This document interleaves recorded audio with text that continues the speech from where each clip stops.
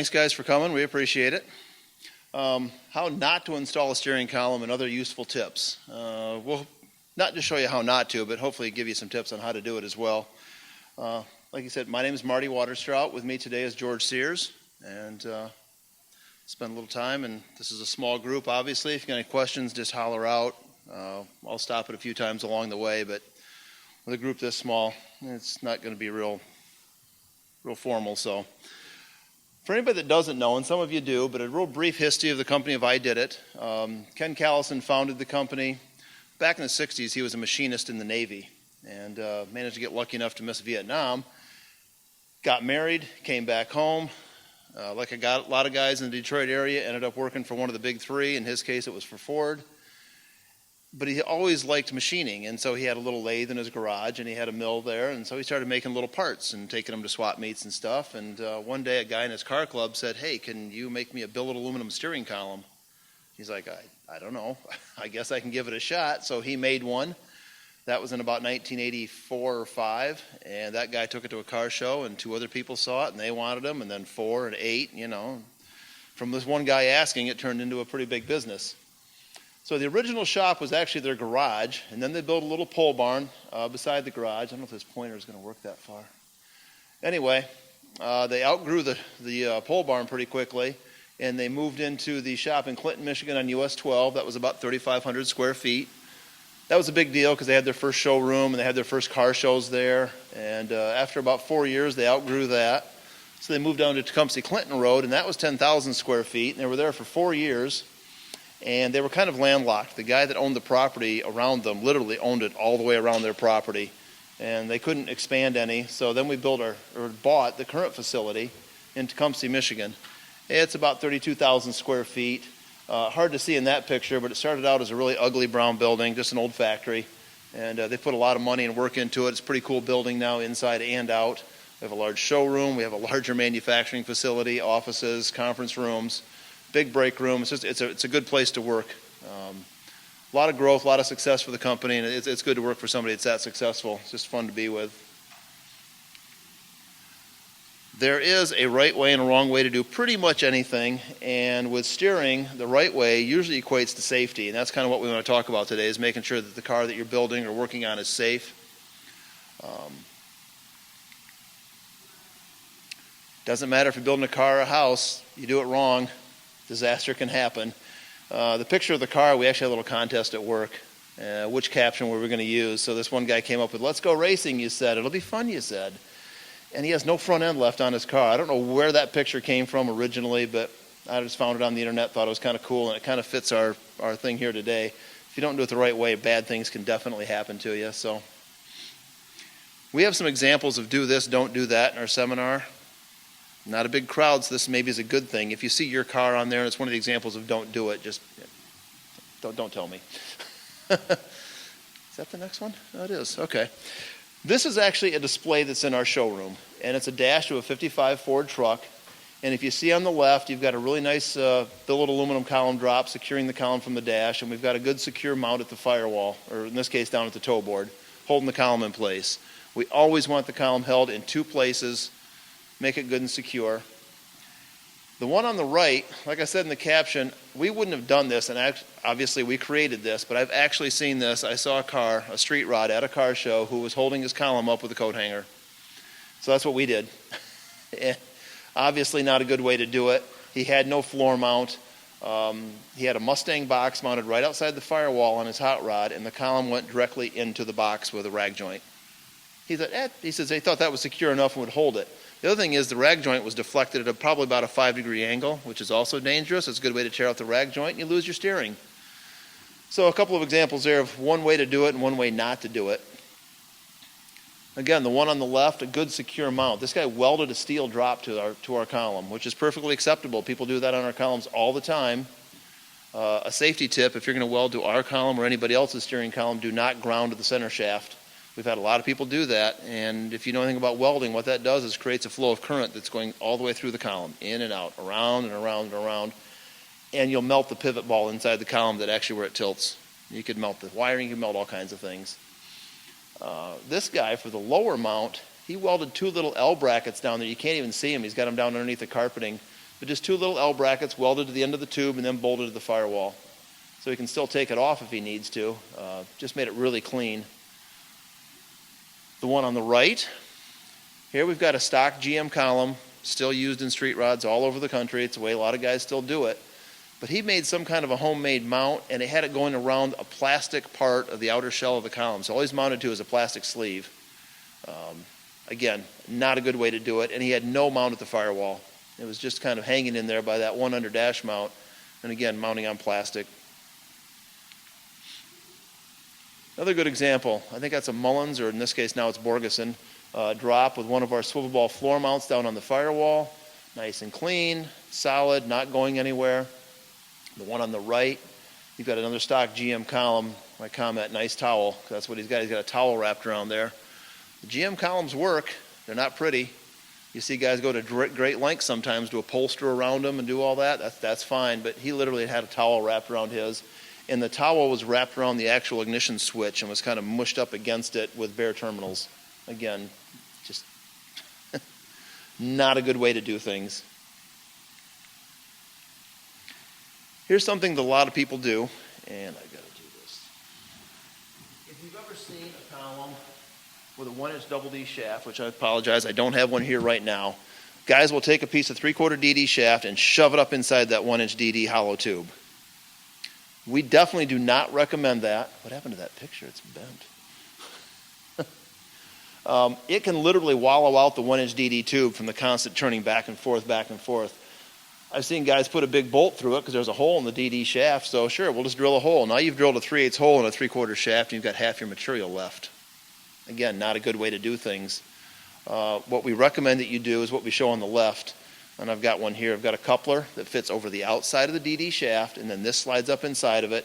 It's much safer. You don't have to worry about, losing your steering because the inside of your shaft opened up, and now your DD shaft, your small one, is slipping around inside of there. And these are things that we honestly see all the time. That is a plastic composite material at the bottom. The bushing is called Delrin. I wouldn't weld that close to the Delrin. You're going to ruin the bushing. George, you did not tell me about... We're going to back up. Trivia questions. Because almost everybody here is going to win something. How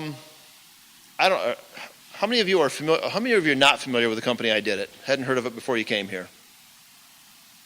Nobody. So you've at least heard of it. Okay.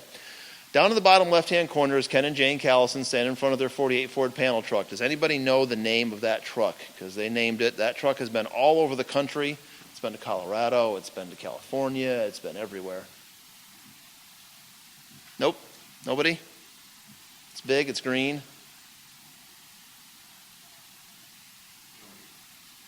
It's big and green and kind of round. If it was striped and had seeds, it'd be easier to identify. Yes. Give the man a hat. Yes, that is the watermelon. And it's been sitting in their garage for years. We've got a brand new TCI frame sitting in our showroom. I really wish they would get it underneath that truck someday. Okay.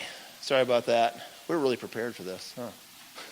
Going back to that picture, too, not only welding it is a bad idea, but people take a sledgehammer and pound that up in and do damage to the interior. Yeah, I had to get one of our really, really old columns to even fit this up in here. We made our new DD shafts a smaller ID, so you can't put it in there. But they still do it. They just literally will grab a hold of a hammer and pound their shaft up inside of it, which could unseat the bearings. It could do all kinds of bad things inside the column, so definitely don't do that. Okay, when you're installing a column, yeah, you want it safe. That's the number one thing, but comfort's really important too. So how do you decide where you're going to install your steering column? We get phone calls. We get a lot of phone calls. Some of the phone calls, you want to tell the guy to put the wrench down and back away from his car. We get those guys almost once a day. Anybody that's ever been on the phone or dealt with the public probably can appreciate that. But people will say, well, how do I decide where I'm going to install my column in my car? If you got a 67 Camaro, it's easy. It's going to bolt in where the old one came out. That's a no-brainer. If you're building a 32 Ford or whatever that one happens to be, we tell people, one, we want you to measure, but we know pretty much what fits just from years of experience. but have the actual seats that you're going to be sitting in when you're driving the car, have them installed in the car when you're doing this. So you're sitting in the car, here's your car, and just hold your hands out and go, okay, I'm comfortable about right here. So that's where you want your steering wheel to be. I don't know how many of you have been in a street rod where the column is crooked like this because they had to miss the brake pedal. Guys used to do that a lot. It might be a quick, easy fix to get it on your brake pedal, but if you're driving at any distance at all, after a while it gets really uncomfortable. So you want to center the column in the seat behind the driver. You want to make sure the column is straight. You want to make sure everything is lined up and that you're comfortable in it because you're the one that's going to be driving it. Now sometimes it's hard to get from point A to point B in a straight line. Oh, that's right, we stuck this in here. Trivia question number 2. Oops. That's the question. What the hell is that?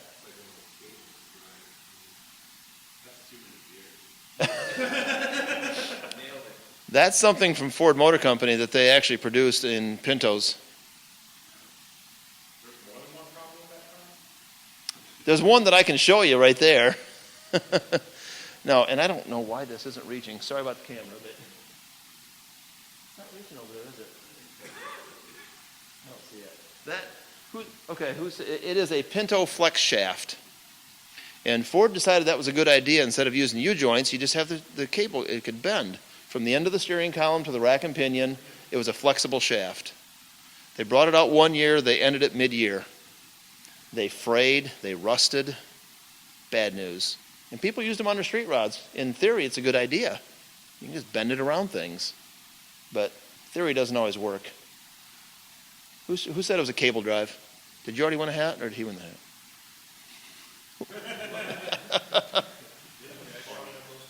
I don't know. I knew Pinto did. I didn't know Jaguar ever did. Yeah? I've seen a few at street rod shows.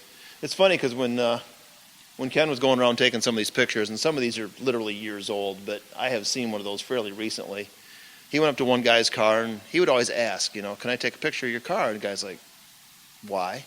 He goes, well, I'm interested in, steering, and he had on the ididit shirt, so the guy knew who he was anyway, and he says, I know why you want to take a picture of my car. He goes, I didn't do this stuff right. He's like, well, yeah, that's kind of what I was looking at. He goes, okay, go ahead. Just don't take a picture of the whole car. Just take a picture of this little part of it. So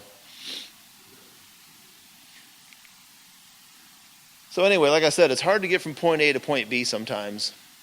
The top picture there on the left has the column at almost a horizontal, which is closer to what new cars are like. And a lot of guys will want to try and do that. But you come out of the firewall and you could run into the back of your head if you got a big wide engine like an LS or a Hemi or whatever. You might run into headers.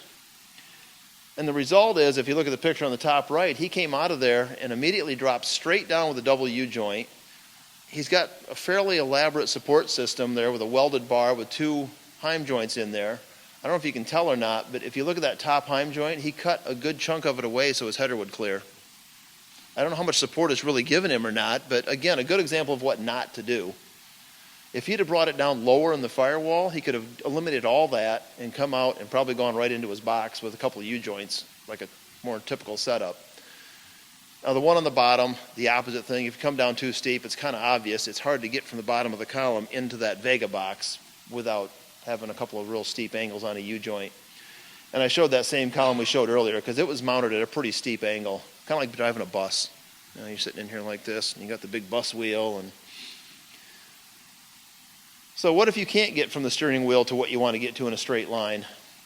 There are other options. We have our shorty column.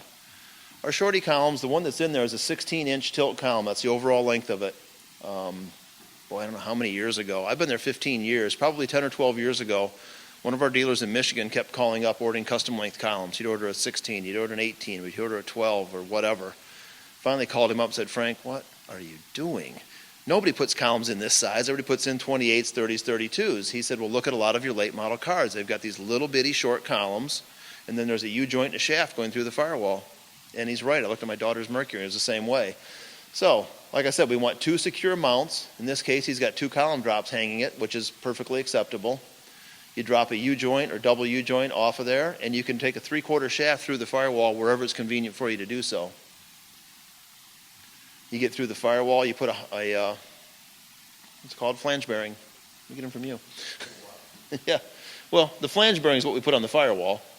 And then use a pillow block or a Heim joint or whatever on the outside and go into your Vega box or your rack and pinion or whatever you're using. It's a good solid setup. It's very secure. It's very safe.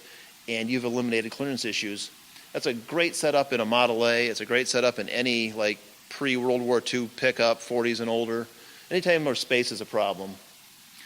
Now the picture at the bottom, we've got one up here on the table. It's called a steer clear.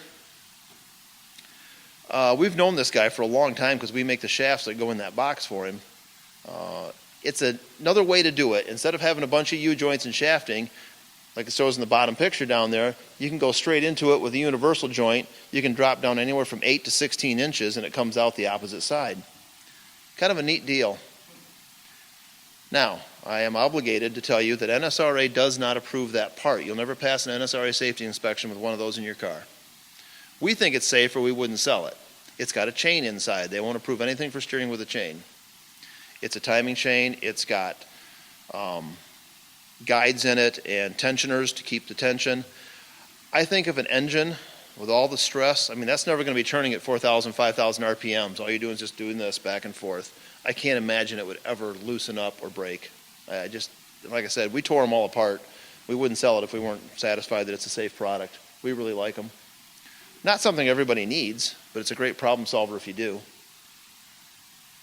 Like that one's $700, so maybe not everybody wants to go that route, but it is a really neat system. Are there any questions about any of this stuff before we move on to anything else? This is kind of a brief how to do it and how not to do it thing.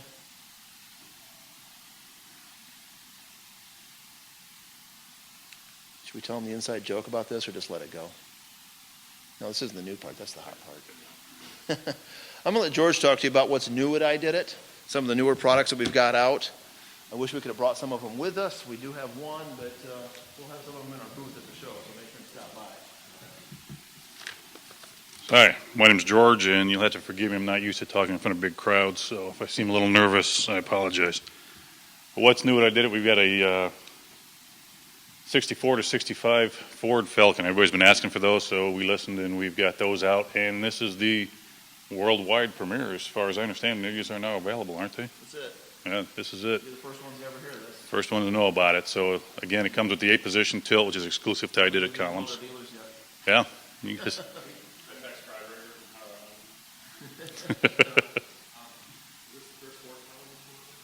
No. We've got Mustang columns, trucks, things like that. The one here, the 69 Mustang column here on the table. It's all Ford guts inside. Yeah. So there's a lot of people have been using the Mustang columns to try to fit them into their Falcons, which you have to do a lot of fabrication. This is exclusive for the 64, 65. Like I said, it has the exclusive 8-position tilt. The Ford top shaft, it's a year-specific wheel, so 64, 65 Falcon wheel will fit on it. Ford wiring, plug right into your aftermarket wiring harness, or original. Comes with a floor mount, exclusive for that year. The dress-up kits, turn signal levers, tilt lever. You can get it in a floor shift or a column shift. That's a first. Yeah. And a 3/4 36 output shaft, so you need the coupler to couple it to your original box or the components to put it to a rack. And again, it's available in all the paintable steel, chrome, and black powder coat. And the 65 Mercury Comet column, pretty much the same, but subtle differences. The wiring, I believe, is a little bit different. The length is a little bit different. The way it hooks up under the dash is a little bit different. Again, the 8-position tilt, Ford top shaft, Ford wiring, everything comes with the floor mount, dress-up kit, and the same output shaft. Now, this one is only available in a floor mount because the column shift, the shifter will hit the dashboard. So it's only available in the floor shifting. Something? You may. Okay. We weren't looking to do a Mercury Comet column because we don't get calls every day from Mercury Comets, but a guy just said, here, prototype a column for my car. And he was right there local. We don't need to try and pass up that opportunity, and we hope to do the same with the Falcon, but it wasn't. So. I want to add, too, that these are 65 Mercury and the 64, 65 Falcon are specific for those years. A lot of people will call up and say, well, will that fit in my 66 or an off year? It might. We don't know. We designed it for that specific year. We will probably be making other years as the time goes on, but for now, we know that it'll fit those model years. We don't know if it'll fit anything other than a 64, 65. The Chrysler B-body, that's been out for a while now, but we've been getting good response with it. 67, 69 Chrysler B-bodies. Yeah. Again, the 8-position tilt, exclusive to ididit, fully collapsible column. It has a GM top shaft, so you won't be able to use your original wheel. Have to use an aftermarket wheel. Yeah. Year specific wiring harness, you get that with each column. Provisions for the mounting brackets, you can see on the side of the column there's welded tabs and things to hook up under your dash. Comes with a floor mount, the dress-up kits, and it has a 3/4 double D extendable shaft, so you can hook up to a power box or a manual box. Again, all the popular colors and finishes. Now this is the part. What's how did I did it? Besides us. That was going on a lot of work. We're going to flex at this point, but I think we'll pass on that. There's no love in the audience. First gen Camaros, those have been real popular. One of our best sellers is 67, 68 Camaro. We have the 69 Camaro, retrofit, slides right in, real popular. 69 comes with ignition just like the factory. Mustangs, you can see the 69 Mustang here. We only go to 69 on the Mustangs.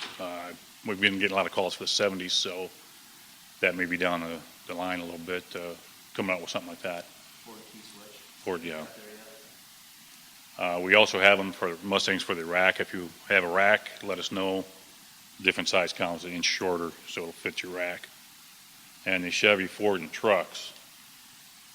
Here you can see this Camaro column and the Ford Mustang. We've got them up to 69. We're just showing that one.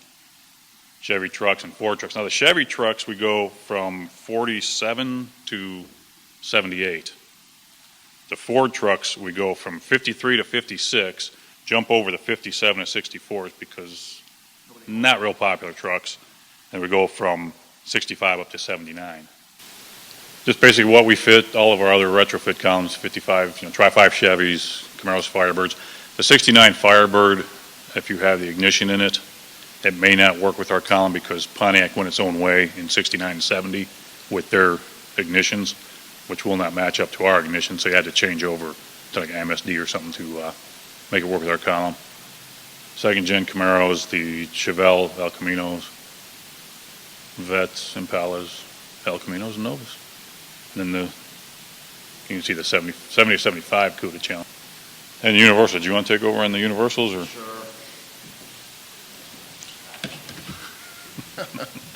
This is where it all started with ididit. It was the universal columns, just a plain tilt column. I mean, that was, like I said, 27 years ago. That first column was a floor shift tilt model. We obviously now do non-tilts. The Classic's real popular. It's got a real thin 1 3/4 tube and a small head on it. It's really good in roadsters.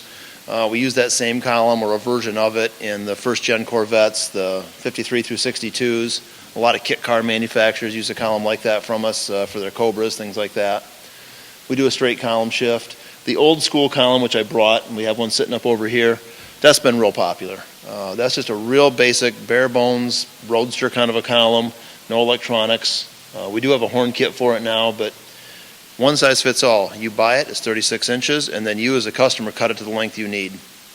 We ship it with the bearings, and it's all there. It's just the bearings aren't seated, so you just pull it apart and cut it, put it back together, and you're good to go. Oops, there it is. Most of our columns are available, like we said, in bare steel, which is the paintable version. When you pull it out of the box, it's a nice, pretty brushed finish. And a lot of people want to leave it that way. Unless you live in the desert, I don't recommend it because it's going to get all rusty within a short period of time. But we also do chrome columns, and we do the black powder coat. Man, is that growing. I think guys, that's the finish. It's a semi-gloss black finish. I think a lot of guys really like the idea of taking it out of the box and it's ready to go. There's no painting to do, just install it. And chrome isn't for everybody, so. Again, universals in a tilt with a shifter, without a shifter. We can add ignition. We also do our touch and go push button ignition. We'll have that in the booth if you want to stop by and take a look at that. all the same finishes. Billet aluminum. We don't do aluminum columns with a key, but anything else you can get in a brushed or polished aluminum as well. Tilt and tellies are a little bit different animal. We've done them for a long time. Year after year they contemplate dropping them, and year after year we decide we're going to keep it. The sales kind of stay the same. We do about one a week. And the size chart there is a little different.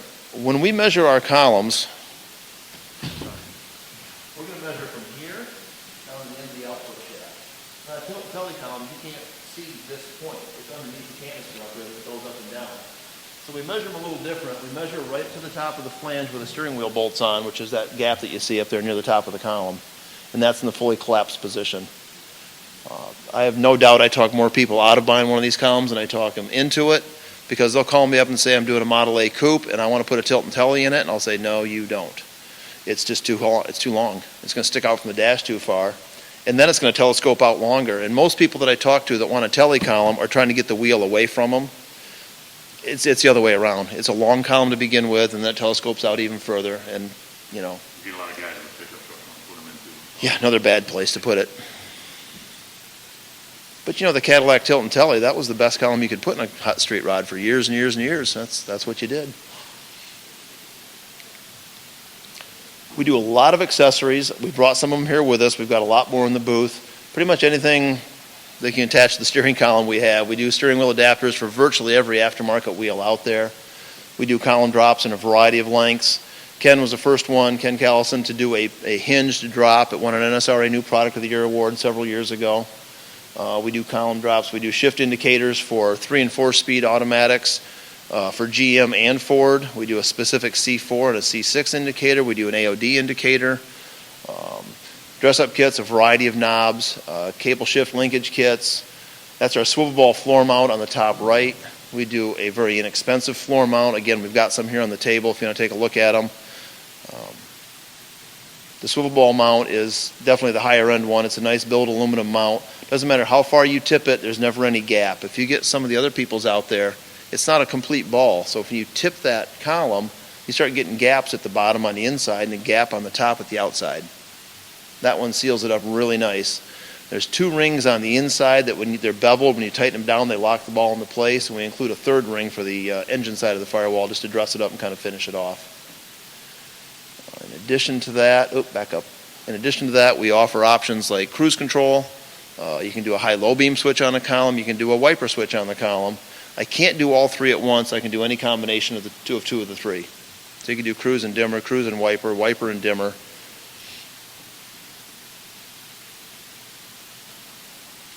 We also do a lot of things that are not street rod related. Does anybody know what that little green toad of a car is up there? Because they're made in California. That is the Corbin Pacific Sparrow. And it's a little electric car. And they came to us. We don't do OE stuff. We're not going to work with Chrysler, Ford, GM. Chrysler actually came to them years ago and talked to them about a relative, for a small company anyway, a big contract. And they turned them down. A classic case of putting all your eggs in one basket, because if you take on all the new machinery and all the new employees to be able to keep up with what Chrysler wanted, and then 2 years later they say, oh, these guys are going to do it for $100 less. Sorry, see you later. They just decided not to go that route. But small productions like things like that will do. That little red and silver tow vehicle is from a company called Taylor Dunn. I've seen those at airports pulling baggage carts, little trains around. They put our chrome tilt columns in all of those little things. They don't want to have to paint them. So they just get a chrome one. I've also, Southwest Airlines, that little tube at the bottom, that's got bearings in each end with a 3/4 spline shaft in it. Southwest Airlines uses those in some of their support vehicles. The golf cart in the bottom right is a really tricked out golf cart. We sell quite a few golf cart columns still. The one in the middle, there's a company here in southeast Michigan called Roush. And most people know Roush for racing, but they do a lot of stuff not racing related. That column was one of their columns that we designed in conjunction with them for a driving simulator. And then they, in turn, build the driving simulators. They sell them to the government. They sell them to police departments. They sell them to driving schools, all kinds of different applications. Pretty much if it has front wheels or even pretends it has front wheels that steer, we can build a column for it. We've done a small OE run from a company out of South America for some trucks, things like that. So There's one that we said no to. It was a dump truck. No, not a dump truck, excuse me. It was a garbage truck. And they gave us some specs, and we worked with them. We designed a column for them, and we sent them out a few. And this has never happened before that I'm aware of, but the columns were breaking. Our columns don't break. I mean, I'm sorry, I'll go through some of that later, but our columns don't break. What we found out is a one-man garbage truck. There's nobody in the back riding along, so the driver would go to every stop. He would get out of the truck. He would hold onto the wheel as he got down. He'd dump his garbage. He'd grab the wheel, and he'd pull himself back in. He'd do it hundreds of times every single day. I don't think anybody's columns would have held up to that, ours or anybody else's, so we said thanks, but no thanks. And that's one of the only times I can think of where we just flat out said no to somebody.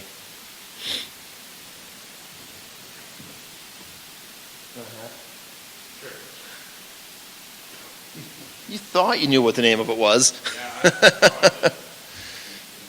You guessed. Yeah, no, I don't think many people would know what that is, honestly. I don't know if anybody would want to know what that is, but that's another point. You can keep going, you want to go? No. Okay, go ahead.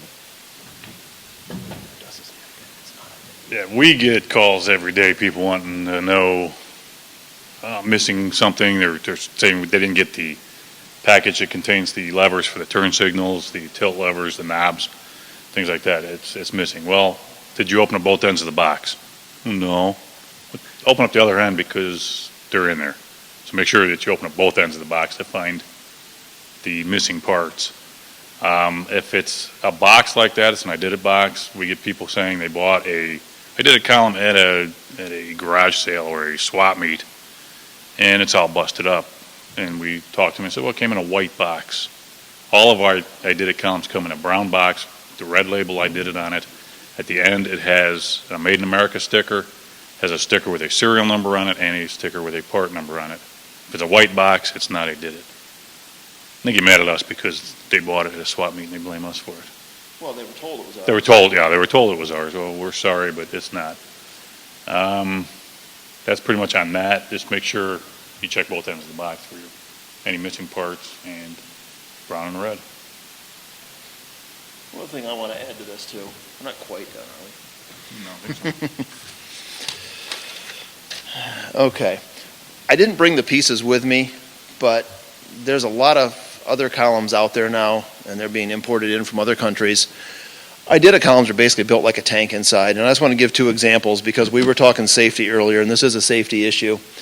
If you are familiar with older GM columns, you know how the tilt gets loose and you can do this with the wheel and this with the wheel, and it's really sloppy. A GM column has a 1/4 inch thick plate of steel inside of it. At the top of the narrow tube, that piece of steel is kind of captured in there, just held in place, and then they bolt a casting to it. And that casting has pivots on it where your tilt goes back and forth. Those bolts come loose. And as they come loose, your wheel gets real sloppy, and guys would just tighten them back up. Well, after a while, you can only tighten it up so much because now that 1/4 inch thick plate of steel is kind of worked loose in there, and now the column's basically junk.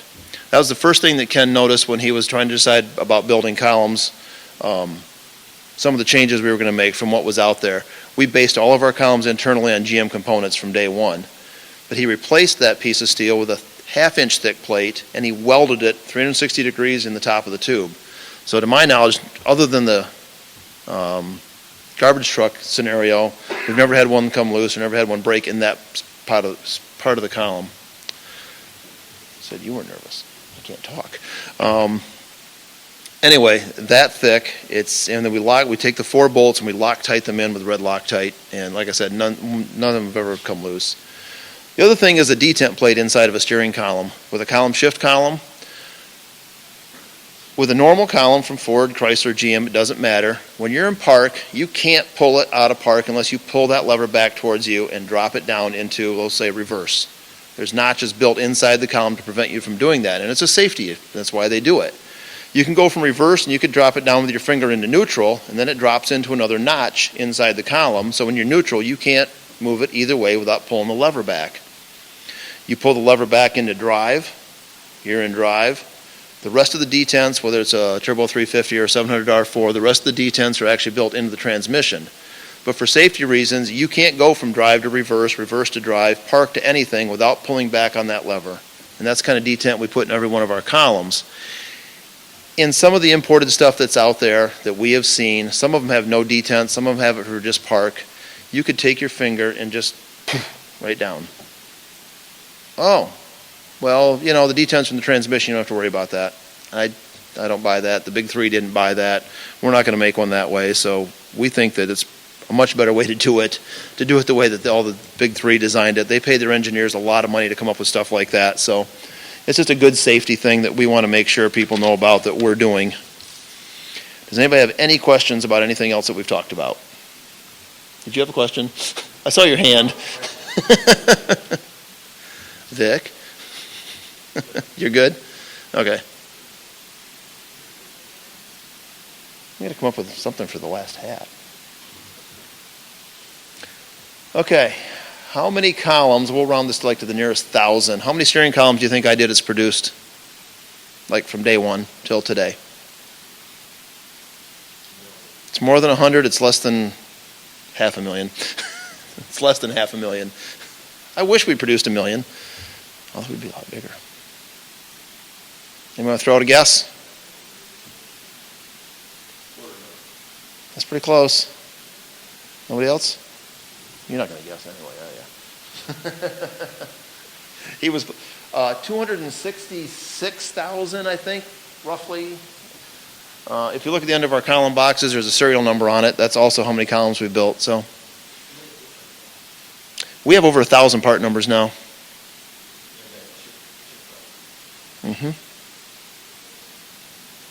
Now, some of those we might sell 2 or 3 a year. You know, again, small group, but I want to talk about this a little bit too. Started out building universal columns. I think the first retrofit we did was probably a Tri-5 Chevy, probably a 57. If you guys have worked on cars at all, we had a 57 Chevy in our shop. We built the car or the column right off the car. We know it fits, no problem. Then you sell one to the next guy and he says, oh, this column's too short. You sell the same column to the next guy, he says, oh, this column's too long. 57s are a good example because they were built in 4 different factories around the country, and they actually used 2 different frames on them. 4 doors, 2 doors, different versions. It's really tough building retrofit columns for old cars. You get newer cars, it's a little easier. Camaros, that's pretty straightforward. It just bolts in, things like that. We try really hard to make sure our columns fit and bolt in the way they're supposed to. Like George was saying, our retrofits, we try and include floor mounts now whenever we can. We try and reuse any original mounting hardware that we can. But some of these guys, like I said, the guy will call up. 55s and 6s might even be worse. I don't know, with the column shift. A real popular thing to do with a 55, 56, or 7 Chevy was put a 605 power steering box in it. Everybody and their brother did that. So for that reason, we had to make the columns really short, because by the time you put the rag joint on your steering box, it's about that far from the firewall. So the columns would just come through the firewall and attach to it. Any retrofit that we do, we have had the car in the shop and we built the column right off of the vehicle. So we know it fits. The other thing about like a 57, I was thinking about that today. They're now 57 years old. I know that because I was born that same year. So who knows what's happened to that car in all those years. The guy will swear it's perfectly straight, just like it was. It came out of the factory. Nothing's happened. I'm sorry, it's 57 years old. I'm not perfectly straight anymore. I'm sure the car isn't either. So there's a lot of things out there that happen to it. A good example is the guy that calls up and says, you know, my column doesn't fit. Oh, well, yeah, I put a different firewall in the car. Well, I'm sorry. We assumed that the car is stock when we sold you the car. We have no way of knowing that. So there's a lot of things like that we run into. We've pretty much run down to it. You guys haven't asked very many questions.